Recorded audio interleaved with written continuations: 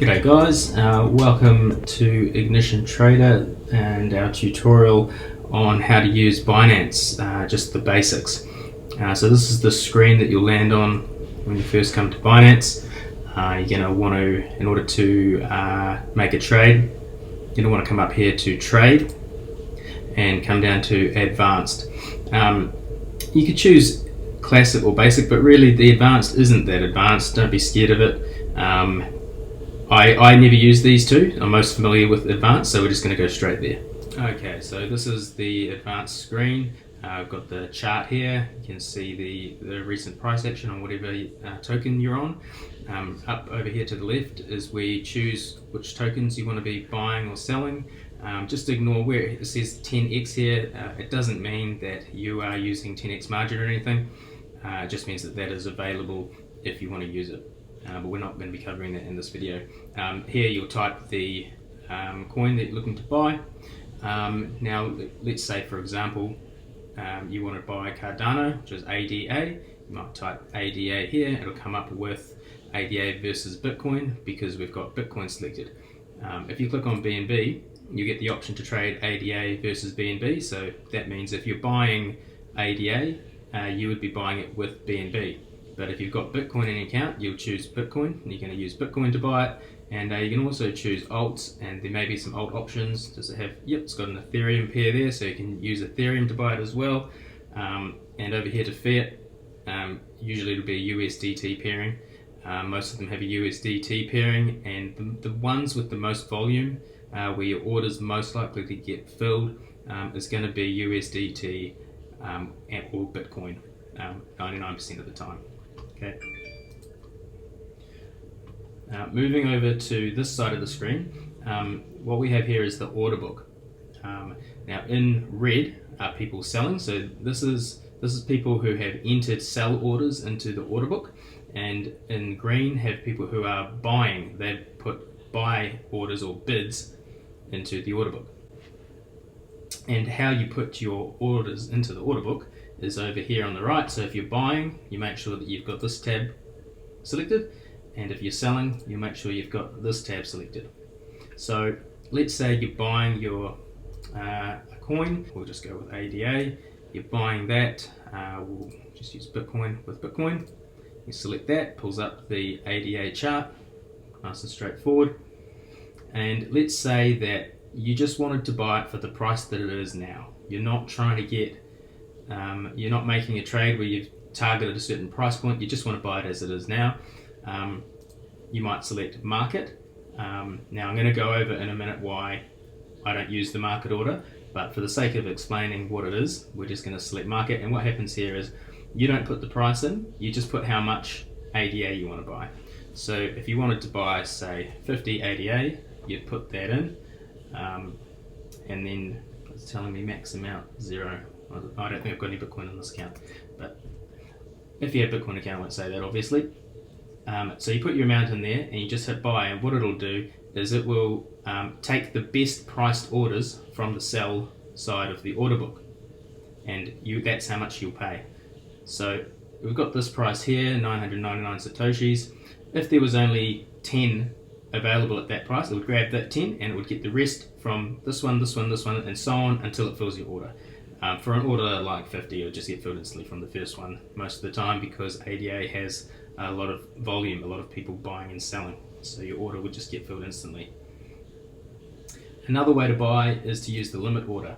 So the limit order is you will specify the price that you want to pay.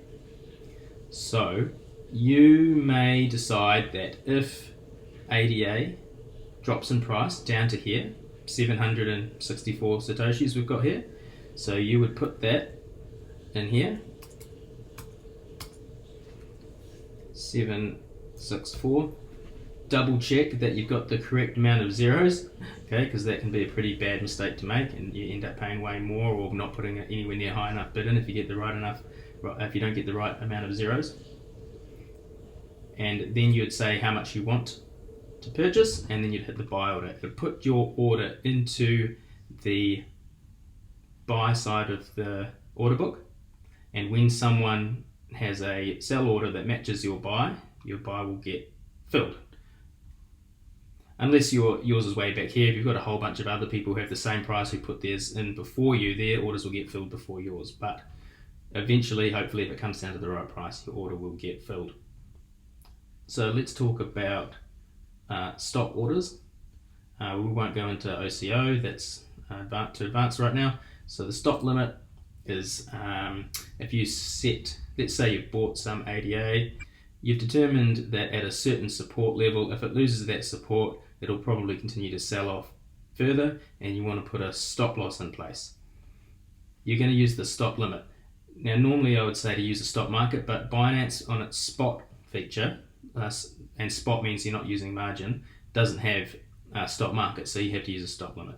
So what you do, let's say if the price gets to 733 Satoshis, you want to enter a stop order. You come up here and you'd put that in.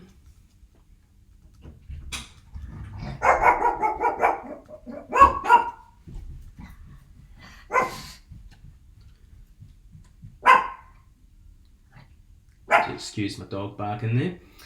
And then so that is the price point. When it reaches that price, it will then place your order, and your order will be a limit order, and you're going to put the limit order in the box below, and you're going to need to allow a little bit of wiggle room.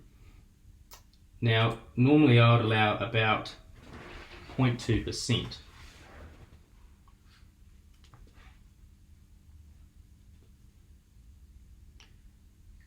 So if we go 733 minus 0.2%, the answer is 731.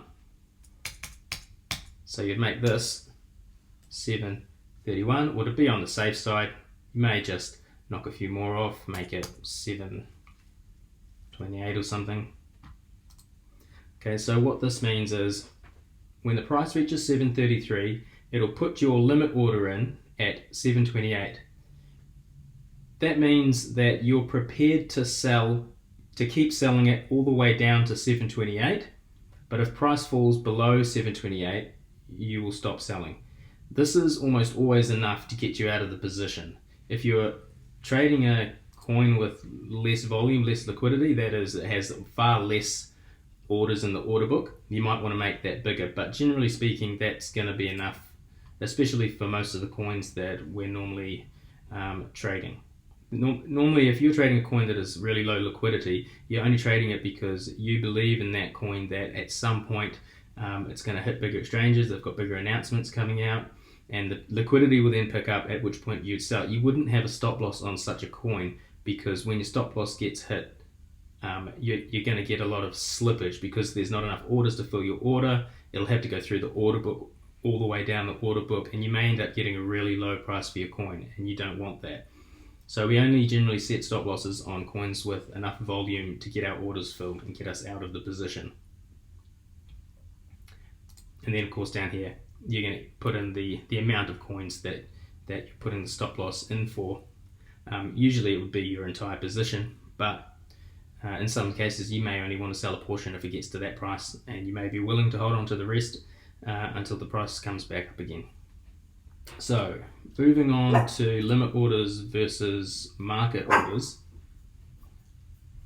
we have what's called a maker and a taker fee. So a taker fee is when you use the market order, you are taking liquidity out of the order book. So liquidity is a good thing. It's always good if the exchange has liquidity. So when you take an order out of the order book by using the market order, technically you're taking from the liquidity, you're taking that out of the liquidity pool, and so you get charged a higher fee for using the market buy or the market sell. If you use a limit order, then what happens is you are inserting an order into the order book and you are adding liquidity. You're adding more liquidity to the pool, which is good for the exchange, and so for that reason you get charged less fees, or in some cases you may even get a credit for adding liquidity. Okay, so I hope that explains how it all works.